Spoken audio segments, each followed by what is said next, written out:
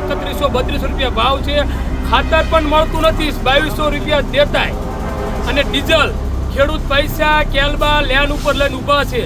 તો આ સરકાર હવે કેટલા કઈ લેન્ડમાં રાખવા માંગે છે એ ખેડૂતને ખબર નથી. જ્યારે ગૃહિણીઓ માટે જો જોવા જાય તો ગેસના બાટલામાં લેન્ડમાં, બેંકે જોવા જાય તો બેંકે લેન્ડમાં ઊભું રહેવું પડે છે, ખાતર લેવા જાય તો ખાતર લેન્ડમાં પણ મળતું છતાંય મળતું નથી. તમામ જગ્યાએ ડીઝલની વ્યવસ્થા છે, ડીઝલ ઉપલબ્ધ છે, તો આ બધી જે સરકાર વાતો કરી રહી છે પાયા વિહોણી તદ્દન ખોટી છે. સરકારના મિનિસ્ટરોને હું લાઈન દેખાડું, આવો 2 વાગે 3 વાગે હું તમામ પેટ્રોલ પંપ ઉપર હારે જોડે આવી તમને ફેરું. તમે શું કામ ખેડૂતોને આવા જૂઠા વાયદા અને વચનો આપવાની વાતો કરો છો? તમે તમામ જગ્યાએ ખેડૂતોને લાઈનમાં ઊભા રાખવા માટે તમે ખેડૂતોને હેરાન કરી રહ્યા છો. ડીઝલ ભરવા જાય તો અમને ડીઝલ આપતા નથી. અમે ખેડૂત ક્યારમાં લઈને જાય તો હાથ પર 8 બાર માગે, બરોબર? હવે હાથ બાર 8 બાર લઈને જાય એટલે ભાજપ સરકારે બધાને લાઈનમાં ચડાવી દીધા છે ઊભા રાખવા. ભાજપનો એક પણ માણસ ક્યાં લાઈનમાં ઊભો રહેતો નથી અને એને પૂરતું ડીઝલ મળી જાય છે. 30 વીઘાની અંદર ટેપા પડ્યા છે, તો કીધું રોટાવેટર હાલી જાય તો વાવણી થાય, પણ ડીઝલ જ નથી મળતું પંપ ઉપર, તો શું કરશું?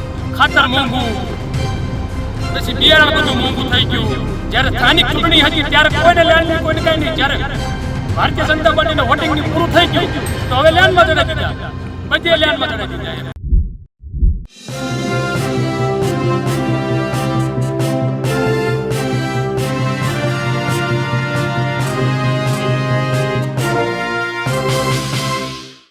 ખેતીમાં ખેડનો સમય છે, એટલે કે ખેતીને ખેડવાનો સમય છે, જેથી આગામી દિવસોમાં તેમાં સારી વાવણી થઈ શકે. ખેતીની એટલે કે ખેતીની જમીન છે તેની સ્થિતિ સુધરે, તેની ક્વોલિટી સુધરે. પણ ડીઝલનો અભાવ છે, ખેતી થઈ શકી નથી. એ સિવાય ખેડૂતોને પાણીની પણ સમસ્યા સુરેન્દ્રનગરમાં, એ સિવાય ખાતરની પણ. પણ અત્યારે સૌથી મહત્વપૂર્ણ બાબત જે રીતે ડીઝલ નથી મળી રહ્યું તેને લઈને ખેડૂતો પરેશાન છે. તેમને લાગે છે કે જો પ્રોપર ડીઝલ નહીં મળે તો તેમને આગામી દિવસોમાં જે ખેતી છે તે ખરાબ થવાની સંભાવના છે. તેઓ તંત્રને, વડાપ્રધાન નરેન્દ્ર મોદીને અને તમામ એવી વ્યવસ્થાઓને અપીલ કરી રહ્યા છે કે કમસે કમ ડીઝલ મળે. નમસ્કાર, હું છું ચિંતામણી પુત્ર અનિલ પટેલ. સ્વાગત છે આપનું અમારા કાર્યક્રમમાં. આવો સાંભળીએ સુરેન્દ્રનગરના ખેડૂતો આ મુદ્દે શું અપીલ કરી રહ્યા છે, વડાપ્રધાન નરેન્દ્ર મોદી સહિત સ્થાનિક નેતાઓને શું કહી રહ્યા છે.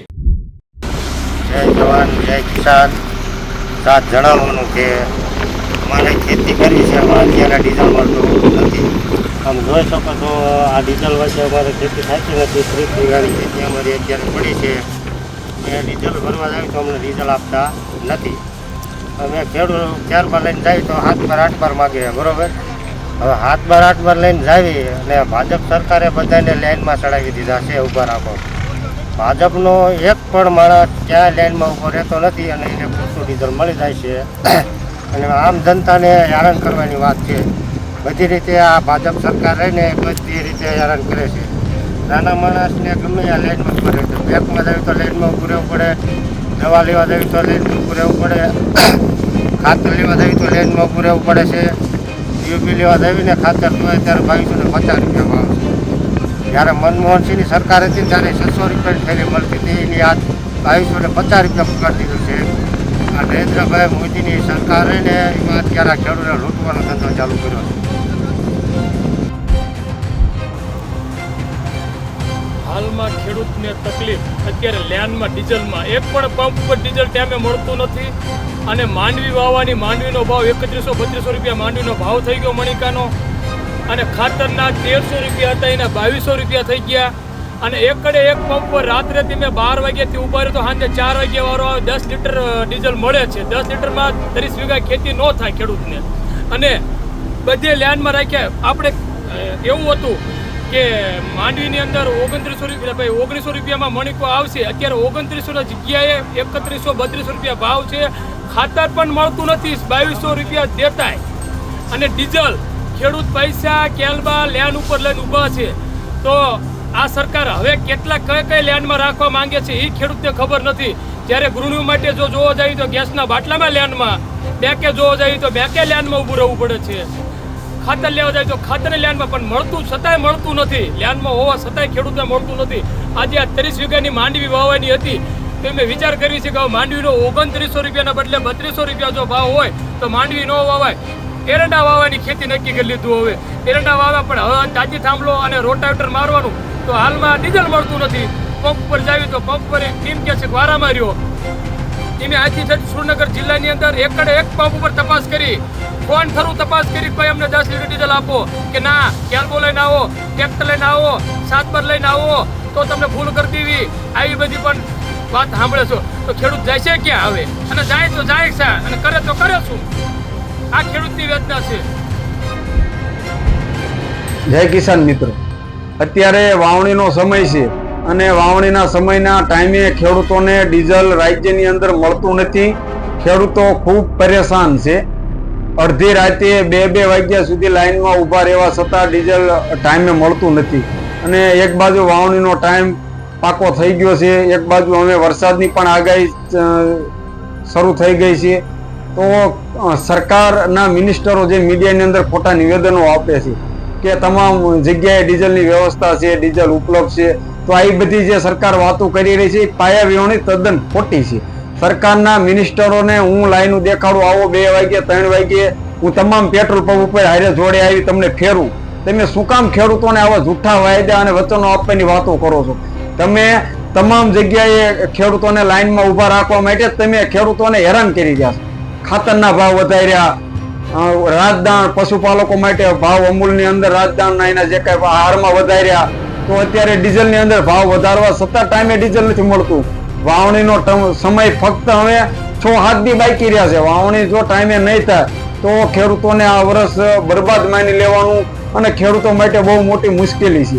સરકારના મંત્રીઓ, સરકારના જવાબદાર અધિકારીઓ, સરકારના ચૂંટાયેલા જે અમુક પ્રતિનિધિઓ છે, ધારાસભ્ય, સાંસદ સભ્યો, બધા અત્યારે રફુ ચક્કર છે.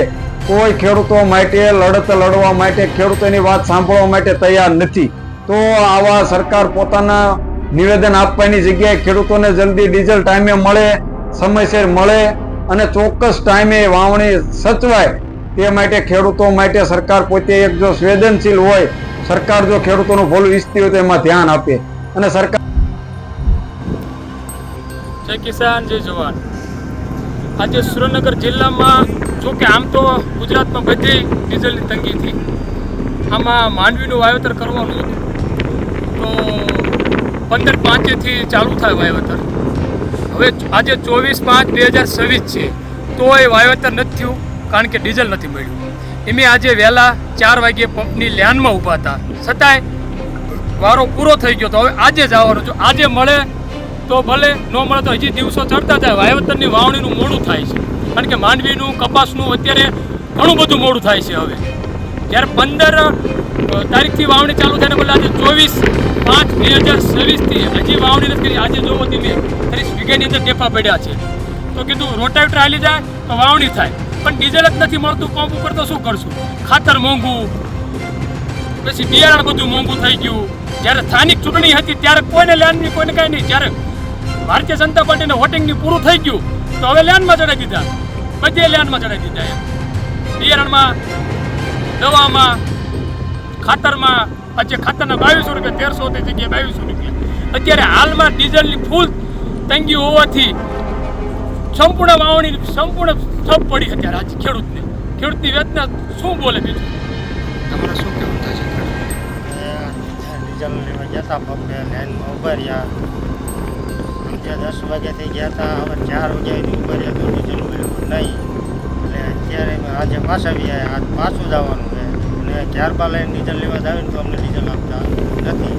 એમ કે ટ્રેક્ટર લેતા હોય તો અમારે ટ્રેક્ટર લઈને જાવી 20 કિલોમીટર સેટું થાય તો ટ્રેક્ટરને લાઈન હોય તો અહીંયા ભૂગતા ડીઝલ થઈ રહે છે. હજી ભાજપના જે ગોઠિયા છે બધા એને ડીઝલ પૂરતું મળી જાય છે, ફોન ઉપર મળી જાય. ને ખેડૂત જાય તો અમને ડીઝલ આપતા નથી. અને ડીઝલ અહીંયા આપે તો 5 લીટરીઓ ઓઇલનું ડબલું આપે 500 રૂપિયાનું. હવે એ તો ક્યાં અમારે મૂકવાનું લખવામાં? એ ક્યાં ડીઝલમાં નાખ્યું, ડીઝલમાં હાલે.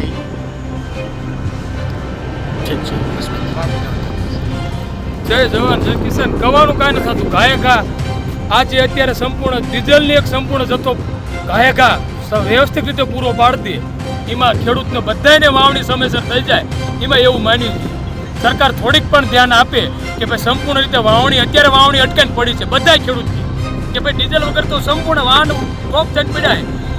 અત્યારે એવી વેદના છે કે જો ડીઝલનું સરકાર પૂરું પાડી દે, પૂરું ઘાયાઘા થઈ જાય તો વાવણી સંપૂર્ણ થઈ જાય, નક્કર સિઝન ચૂકી જાય ખેડૂત, એ 100% છે. આવનારા વાયદે કોઈના પણ પૂરા નહીં પાડી શકે. ખેડૂતને સમય મુજબ બધાને લેવું દેવાનું હોય એનું પૂરું પડશે જ નહીં. એટલે અત્યારે ખાસ ખેડૂતની વેદના છે. ડીઝલ સંપૂર્ણ રીતે જે પહેલાં ઘોડે મળતું હતું એવું ને એવું સરકાર શરી પાછું બજારમાં સપ્લાયર કરવા ચાલુ કરી દે તો ખેડૂતનું કમ્પ્લેટ અત્યારે હાલમાં જે છે ને એ સંપૂર્ણ સચવાઈ રહે. નકર આવનારા સિઝન ચૂકી જાય છે તો ખેડૂત ચૂકી જાય છે. જય જવાન. જે રીતે ખેડૂતોને અપીલ છે તેને લઈને આપ શું માનો છો જરૂરથી અમારા કોમેન્ટ બોક્સમાં કોમેન્ટ કરજો. એ સિવાય અમારી યુટ્યુબ ચેનલ લાઈક કરો, સબસ્ક્રાઇબ કરો, બેલ આઇકન દબાવો. સાથે અમારી વેબસાઇટ છે www.gujaratplus.in, ત્યાં પણ જઈને તમે વધુ અપડેટ થઈ શકો છો. એ સિવાય અમારી ફેસબુક અને ઇન્સ્ટા આઈડી પણ છે, ત્યાં પણ જઈને તમે અમને ફોલો કરી શકો છો. અત્યારે માટે બસ આટલું જ. નમસ્કાર.